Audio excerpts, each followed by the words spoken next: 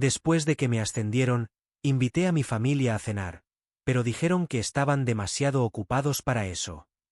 Reservé 2 asientos, brindé por mí misma y aprendí que el silencio puede sonar más fuerte. Me llamo Melanie Reed, tengo 31 años. El viernes pasado, mi jefe me llamó a su despacho y dijo las palabras que había estado persiguiendo durante 5 años. Enhorabuena, eres la nueva jefa de proyectos.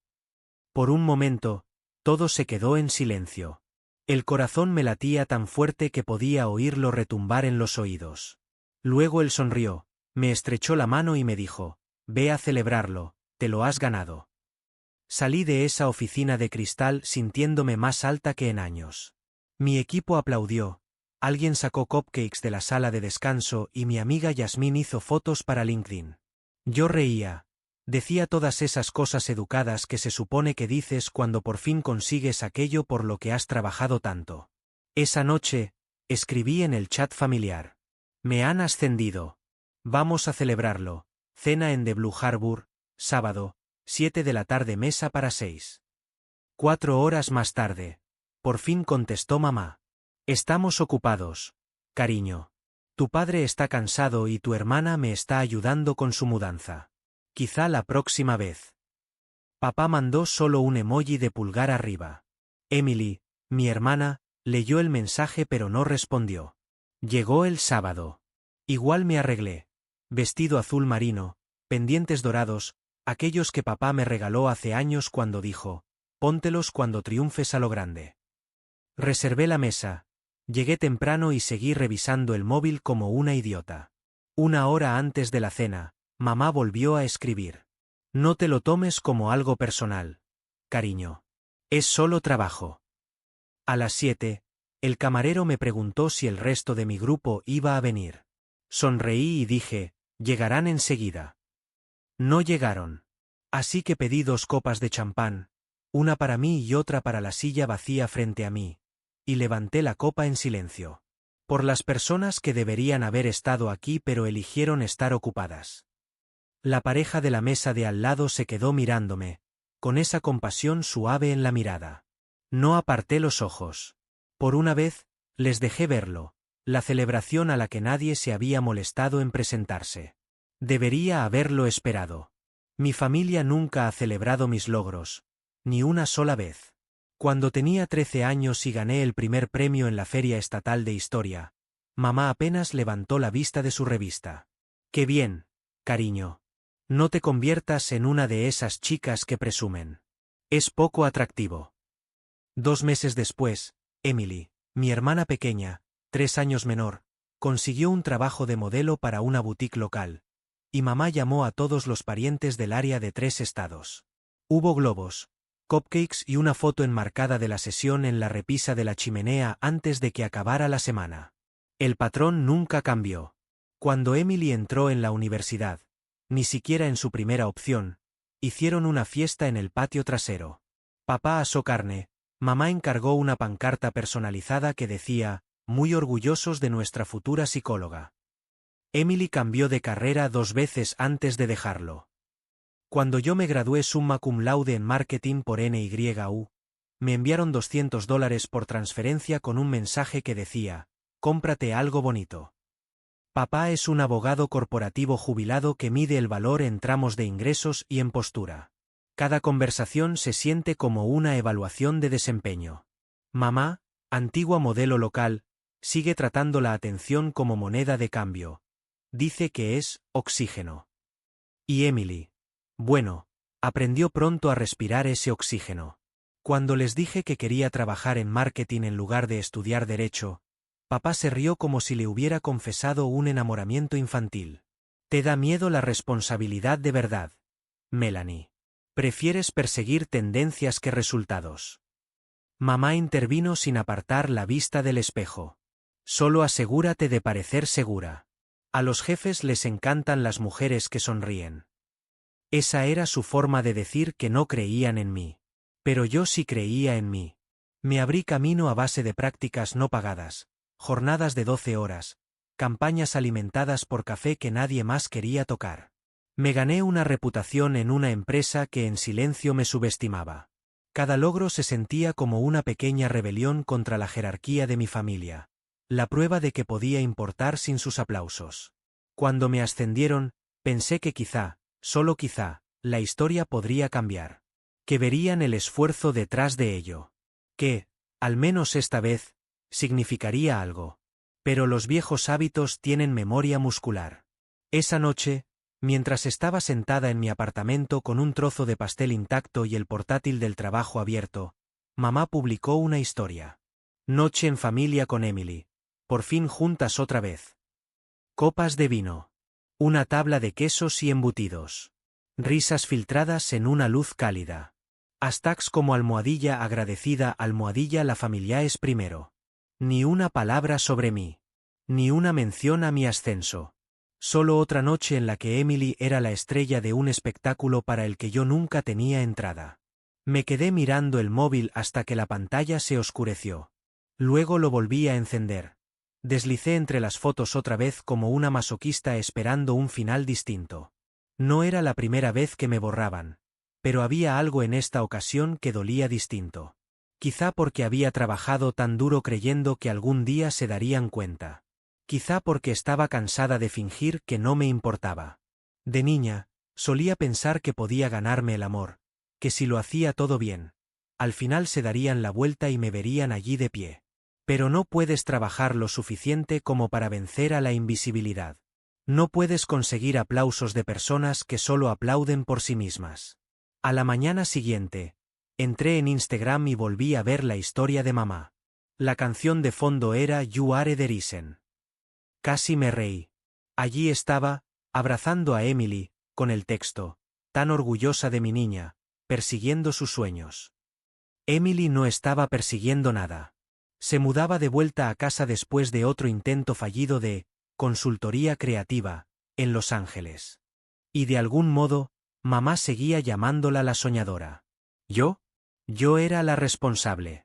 La que pagaba el alquiler, pagaba las facturas, mandaba los regalos de cumpleaños a tiempo y no montaba escenas. La historia silenciosa de éxito que nadie contaba nunca. Pensé en escribirle a mamá. Algo como, me habría significado mucho veros anoche. Pero no lo hice. Habría contestado con esa misma compasión ensayada. Sabes lo loca que se vuelve la vida, cariño. Así que, en vez de eso, fui temprano al trabajo. Mi nueva oficina tenía vistas al río. La luz del sol entraba a chorros por el cristal. Y por un momento casi me convencí de que eso era suficiente. Casi. Porque bajo la calma profesional, algo nuevo empezó a hervir. No era rabia, esa llegó después, sino una conciencia tranquila y deliberada. La de que, por muchos ascensos que consiguiera, ellos nunca iban a aplaudirme a menos que los obligara a levantar la vista. Y por primera vez en mi vida, empecé a preguntarme cómo sería dejar de pedir su aprobación por completo. Dejar que su silencio se convirtiera en mi prueba en vez de mi castigo. Una semana después, recibí un correo de recursos humanos que me hizo echarme hacia atrás en la silla y leerlo 3 veces. Melanie, nos encantaría que representaras a la empresa en la Cumbre Metro de Mujeres de Negocios el próximo viernes. Ponencia principal. 15 minutos. Tema, liderazgo en mercados en evolución. Era el tipo de oportunidad por la que la gente espera años. Un escenario. Visibilidad. La prueba de que mi ascenso no había sido un golpe de suerte. Pasé las siguientes noches ensayando frente al espejo, reescribiendo cada línea hasta que se sintiera viva. Yasmín, del trabajo, me ayudó a pulir las diapositivas. Mi jefe hizo un raro gesto de aprobación e incluso nuestra responsable de relaciones públicas dijo, «Tienes presencia, Melanie. Esto podría ponerte en el mapa». La mañana de la cumbre, estaba tras el escenario con mi nuevo vestido recto azul marino. Sencillo, elegante, profesional, e intentaba ignorar el temblor de mis manos. Cuando dijeron mi nombre, di un paso hacia la luz. La sala era más grande de lo que esperaba. Al menos 200 personas, un mar de trajes y acreditaciones, cámaras alineadas como buitres por los pasillos. Mi voz vaciló al principio, luego se estabilizó. Hablé de liderazgo creativo, de la empatía en entornos guiados por datos, de encontrar valor en ser subestimada. Vi cabezas asintiendo. Móviles grabando. Algunas sonrisas. Y entonces, a mitad del discurso, me quedé paralizada. Porque allí estaba ella, mi madre, sentada en la última fila junto a mi tía Susan. Postura perfecta, cabello impecable, esa misma expresión ensayada que llevaba en todas las fotos navideñas. El pecho se me apretó. Por un segundo, olvidé mi siguiente frase. Había venido. La frase parpadeaba en mi mente como una cerilla encendida. Quizá esto era. Pensé, quizá por fin me veía. Tras el discurso, la gente aplaudió. Sonreí para las fotos, respondí preguntas, intercambié tarjetas. Todo lo que se supone que haces cuando tu carrera está teniendo un momento. Por el rabillo del ojo vi a mamá charlando con Susan junto a la salida. El corazón me dolía de lo orgullosa que me sentía. Me acerqué a ella. ¿Viniste? Se giró, con esa sonrisa perfecta de concurso pegada al rostro. Claro, cariño. Susan insistió.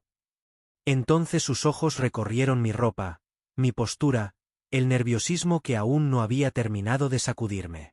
Parecías un poco tensa ahí arriba, dijo con voz suave pero cortante. Quizá la próxima vez practica la humildad. Demasiado yo en tu discurso. Parpadeé. Estaba contando mi historia. Exacto. Se inclinó hacia mí, su perfume floral y punzante. Y ese vestido azul marino, demasiado duro bajo esas luces. Odiarás las fotos. Luego me dio unas palmaditas en el brazo como si me hubiera dado un sabio consejo y se marchó. Susan se quedó un momento. Ignórala, cariño. Estuviste increíble. Sonreí débilmente y le di las gracias, fingiendo que no dolía, fingiendo que de repente no tenía 13 años otra vez, sosteniendo una cinta del concurso de historia que mamá llamó monísima. A la mañana siguiente, tía Susan publicó una foto en Facebook. Muy orgullosa de mi brillante sobrina, representando a las mujeres en los negocios. Debajo, mamá comentó. Solo espero que se mantenga humilde cara sonriente. Ese único emoji, esa carita sonriente y engreída, fue suficiente. En cuestión de horas tenía 50 me gusta y unos cuantos comentarios de vecinos antiguos y primos lejanos. Melanie siempre fue ambiciosa.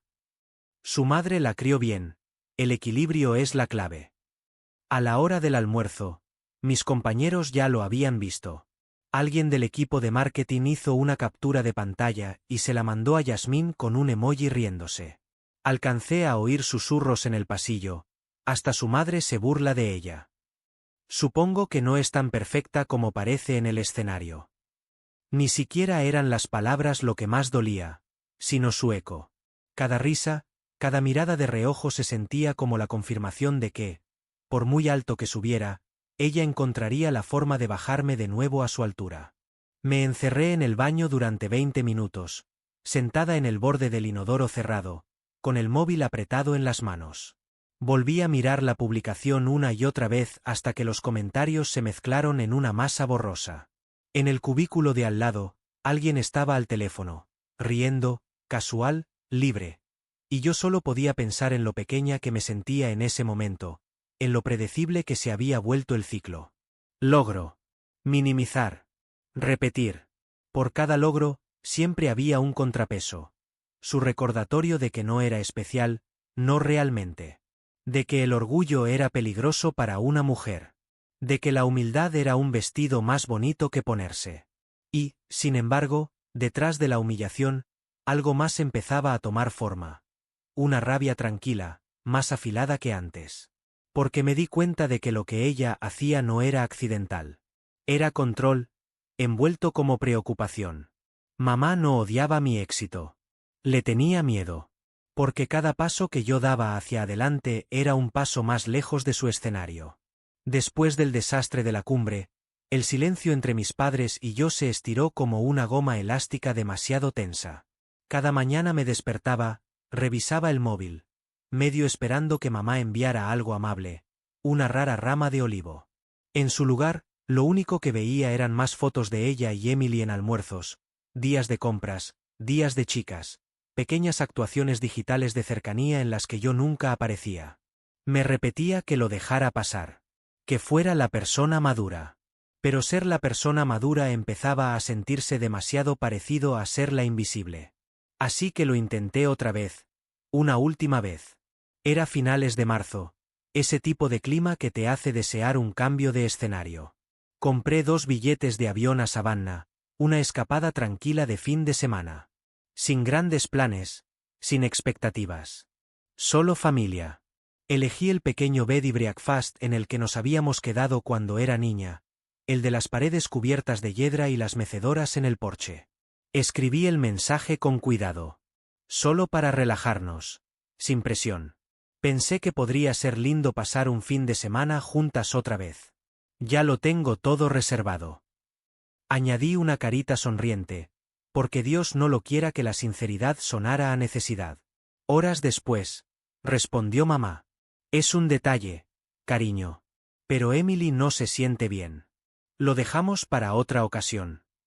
Un rechazo suave, educado, ensayado, con el suficiente calor como para que sonara razonable.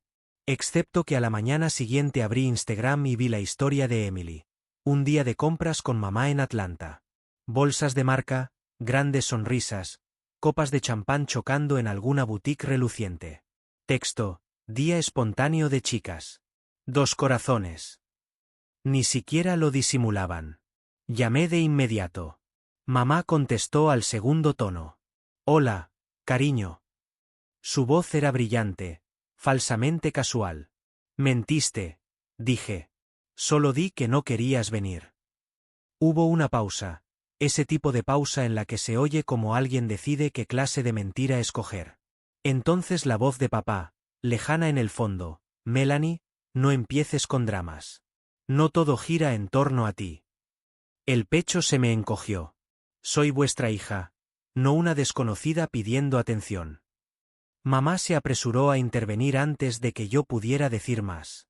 Estamos orgullosos de ti, pero siempre haces que todo sea tan intenso. Le das demasiadas vueltas. Esperas demasiado. Cálmate, cariño. Otra vez ese cariño. La palabra que usaba cuando quería encogerme hasta la obediencia. He terminado de calmarme, dije en voz baja. No podéis borrarme y luego decirme que soy demasiado ruidosa cuando me doy cuenta. Melanie. Colgué. Me temblaban las manos. Por primera vez, no lloré. Simplemente me quedé allí, mirando el teléfono, sintiendo algo más agudo que la tristeza. Claridad. Unos minutos después, deslicé hasta otro contacto. La abuela June. Era la única en la familia que llamaba para preguntar cómo estaba de verdad. La única que enviaba notas escritas a mano en lugar de emojis. Le escribí una sola línea. Creo que he terminado de intentarlo, abuela. Ella me llamó en menos de una hora. Suficiente, Mel, dijo, su voz firme pero cálida. Has estado callada demasiado tiempo. Es hora de marcar límites. No quiero montar una escena. Cariño, no necesitas montar una escena. Solo tienes que dejar de sentarte en la platea de la suya. Solté una risa débil. Eso es más fácil decirlo que hacerlo. Entonces déjame ayudarte. Voy a ir. Le dije que no, que tenía 82 años, que le dolían las rodillas, pero solo respondió: no discutas conmigo. Llevaré pastel de limón. Y lo hizo. Al día siguiente apareció en mi apartamento con su bastón, su pañuelo floreado y ese aire inconfundible de autoridad silenciosa. No la había visto en persona en meses, pero en cuanto entró, el apartamento se sintió menos vacío. Dejó el pastel en la encimera, recorrió el lugar con la mirada y dijo: «Te ha ido bien, Mel. Espero que lo sepas». «Lo intento», dije. Se sentó, alisó la falda y me miró como nadie en mi familia lo hacía jamás. Directamente, sin espectáculo. «Quiero a tu madre», dijo despacio, «pero no sabe querer sin competir. Lo aprendió de su madre, y llevo años intentando deshacerlo». No supe qué decir. Ella siempre fue la guapa, siempre el centro de atención. Cuando te tuvo, la gente dejó de mirarla solo a ella y empezó a mirarte a ti. Eso la asustó más de lo que imaginarás jamás. Entonces, me guarda rencor por existir. Le guarda rencor a cualquiera que demuestre que ya no es el número principal. La abuela suspiró. Y tú, querida, lo estás haciendo de maravilla sin su aprobación. Eso la aterroriza. Nos quedamos allí un buen rato. Le conté lo de la cena que nunca ocurrió, lo de la cumbre, lo de Savannah. Escuchó cada palabra, asintiendo, con los ojos afilados por una rabia protectora. Cuando terminé, se inclinó hacia adelante. No puedes seguir persiguiendo sus aplausos. Mel. Te morirás de sed esperando agua de un pozo seco. Sus palabras me golpearon más fuerte de lo que esperaba. Entonces, ¿qué hago? Dejas de actuar, dijo. Dejas de invitar a gente que nunca aparece. Construyes tu propia mesa, y cuando por fin se den cuenta de que no están invitados, les dejas sentarse con eso. Esa noche, después de que se fuera, me senté sola en el sofá, con un trozo de pastel de limón en un plato a mi lado, pensando en sus palabras. Por primera vez en 31 años, empecé a creer que quizás si se me permitía dejar de esperar que mi familia me quisiera como yo había deseado que lo hiciera.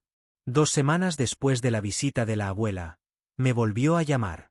Su tono era pragmático, como si estuviera concertando una cita con el dentista. Domingo. 4 en punto. En casa de tus padres. Todos. Tienes que estar. Estuve a punto de decir que no. La idea de volver a entrar en esa casa, la que estaba llena de fotos enmarcadas de Emily y ninguna mía, me revolvía el estómago. Pero entonces añadió, es hora, Mel. Te mereces una habitación que por fin te escuche. Así que fui. El trayecto se sintió más largo de lo normal, aunque solo eran 40 minutos. Cuanto más me acercaba, más se apretaba el nudo en el pecho. El barrio no había cambiado. Césped impecable, setos perfectos, ese tipo de silencio que parece cuidadosamente diseñado. Cuando aparqué en la entrada, el coche de la abuela ya estaba allí, su viejo Buick azul, una reliquia que se negaba a morir. Dentro, el aire olía a abrillantador de limón y negación.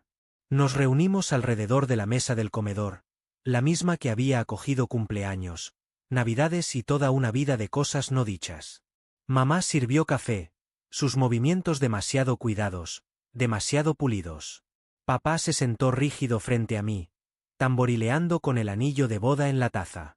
Emily estuvo mirando el móvil hasta que la abuela carraspeó. Se sentó en la cabecera, espalda recta, el bastón apoyado a su lado como un cetro. No estamos aquí para cenar, dijo. Estamos aquí para decir la verdad. Mamá intentó sonreír. Madre, no creo que... Basta. La voz de la abuela era suave, pero cargaba la autoridad de generaciones. Lleváis demasiado tiempo fingiendo. Soy mayor y no pienso morirme viendo cómo esta familia se pudre bajo la educación aparente. Nadie habló. Primero miró a papá. Tú, Richard, creciste viendo cómo tu propia madre se apagaba en una casa donde solo había espacio para el orgullo de tu padre y los logros de tu hermano. Aprendiste pronto que el silencio evita conflictos, así que construiste tu vida en torno a la obediencia callada. Pero el silencio también puede ser crueldad. La mandíbula de papá se tensó. Sus ojos se desviaron hacia mí, luego lejos de nuevo. La abuela se volvió hacia mamá. ¿Y tú, Linda? Renunciaste a tu carrera, a tus amigas, a tu identidad, y vertiste todos tus sueños en tus hijas, pero solo una de ellas se convirtió en tu reflejo. La otra se convirtió en tu competencia. Has pasado 30 años intentando borrar esa incomodidad en lugar de enfrentarte a ella. El rostro de mamá se arrugó. Eso no es justo. No se trata de justicia, dijo la abuela. Se trata de verdad. Miró a Emily después. Y tú, cariño, has quedado atrapada en medio, recompensada con la atención de tu madre pero sin que nadie te pregunte cuánto te cuesta mantenerla. Crees que el amor es algo que se gana quedándose en la sombra de alguien. Emily bajó la mirada hacia sus uñas, pestañeando rápido. Entonces la abuela me miró a mí. ¿Y tú, Mel, intentaste ganarte el amor siendo excepcional, demostrándote hasta el agotamiento? Y cuando no funcionó, Pensaste que el defecto estaba en ti. Nunca lo estuvo. Se me hizo un nudo en la garganta. Habéis convertido el amor en competencia, dijo la abuela, paseando la mirada por todos ellos. Y ahora vuestra hija celebra sola. Nadie respiró. Hasta el reloj de la pared pareció detenerse. Papá fue el primero en hablar, con voz baja. No sabía que fuera tan grave. Solté una risa suave. No cruel, solo cansada. Nunca preguntaste. Mamá se secó las lágrimas. Melanie, solo intentaba empujarte a ser fuerte. El mundo no es amable. No se trata del mundo, dije, con la voz temblorosa. Se trata de casa. Duele no porque no vinierais, sino porque yo todavía pensaba que quizá vendríais. La habitación se quedó en silencio. Silencio de verdad. Del tipo que no sabe qué hacer con la verdad cuando por fin se dice en voz alta. Emily dejó el móvil. Mel, no lo sabía. Mamá siempre decía que estabas demasiado ocupada para las cosas de familia. La miré. Podías haberme preguntado tú. Abrió la boca y luego la cerró. La abuela metió la mano en el bolso, sacó un sobre y lo deslizó sobre la mesa. Ya que por fin estamos siendo sinceros, será mejor que lo deje oficial. Mamá frunció el ceño. ¿Qué es eso? Mi testamento actualizado, dijo la abuela. Melanie y sus futuros hijos son mis principales beneficiarios.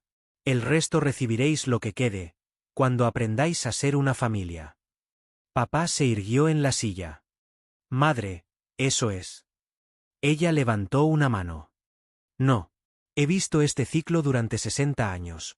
Mujeres compitiendo por las migajas de validación de hombres demasiado orgullosos para escuchar y hijas a las que se les enseña que el amor tiene que ganarse. Se acaba ahora. Mamá sollozaba en silencio. Papá miraba al suelo. El rostro de Emily estaba pálido. Sin gritos. Sin dramatismos. Solo una verdad tranquila y brutal. Por primera vez en mi vida, el silencio que siguió no se sintió como un castigo. Se sintió como aire. Fino, afilado, necesario. Cuando me fui aquella tarde, la abuela me abrazó fuerte en la puerta. Lo hiciste bien, susurró. A veces la paz empieza con la confrontación. Y mientras caminaba hacia el coche, me di cuenta de que tenía razón. La tormenta que había pasado toda la vida evitando por fin había estallado y por una vez, no me destruía. Estaba limpiando el aire. Un año después, me desperté en mi nuevo apartamento en Austin y no reconocí las vistas. El horizonte ancho y luminoso, el murmullo de la ciudad abajo, el zumbido tranquilo de la posibilidad. Me había cambiado el apellido a Clark, el apellido de soltera de la abuela, como tributo a la mujer que por fin me había visto. Se sentía como quitarme la sombra de otra persona y entrar por completo en mí misma. El trabajo iba viento en popa. Lideraba mis proyectos con una seguridad que ya no temblaba bajo juicios imaginarios. Construí una vida que no era una actuación. Una vida que no dependía de una aprobación que nunca iba a llegar. Supe que mis padres habían empezado terapia, enfrentándose a patrones que habían atormentado a 3 generaciones. Emily por fin encontró su propio camino, un trabajo de verdad que le gustaba, y por primera vez me escribía sin excusas ni envidia. Entre nosotros se asentó una distancia calmada, deliberada, protectora. Yo ya no me inclinaba sobre ella buscando validación. Dejaba que existiera como una frontera que por fin respetaba. En mi 32º cumpleaños llegó un ramo a la puerta de casa. La letra de mamá en la tarjeta. Muy orgullosa de ti. Siempre. Puse las flores junto a la foto enmarcada de aquella cena con la silla vacía en The Blue Harbour. Un recuerdo que antes me hacía doler el pecho de soledad y frustración. Ahora estaba allí como un monumento a la supervivencia, un recordatorio de lo lejos que había llegado. Esa tarde volví a The Blue Harbour. La misma mesa del rincón. La misma luz suave. Pedí 2 copas de champán. Una para la chica que suplicaba ser vista y otra para la mujer que por fin había dejado de suplicar. Levanté la copa y susurré, en voz baja, solo para mí. Por la paz, de la que no necesita testigos. A mi alrededor, la gente reía, chocaba copas, hablaba con voces superpuestas. Una pareja cercana brindaba por un ascenso, un cumpleaños, un logro. Y por primera vez, su ruido no me invadió. El silencio que antes se sentía como vacío ahora se sentía como liberación. Dejé que la mirada se posara en la silla vacía frente a mí, pensando en todos esos momentos en los que había anhelado reconocimiento, amor sin condiciones, aplausos que nunca llegaron. Bebí un sorbo de champán, cálido y brillante, y dejé que el recuerdo pasara sin amargura. Porque había aprendido algo profundo. A veces la victoria más ruidosa no son los aplausos, ni el reconocimiento, ni los me gusta en Instagram, ni siquiera los vítores de las personas que creíste que importaban más. A veces la victoria está en escuchar por fin tu propia fuerza tranquila. Sentir cómo se asienta en tu pecho como la luz del sol y saber que ya no necesitas que nadie más la confirme. Choqué suavemente mi copa con la que estaba frente a mí. Sonreí al reflejo de las luces de la ciudad en la ventana y dejé que el silencio hablara. Ya no dolía. Ya no quemaba. Era libertad. Y por primera vez en mi vida, me sentí plena, inquebrantablemente, yo misma.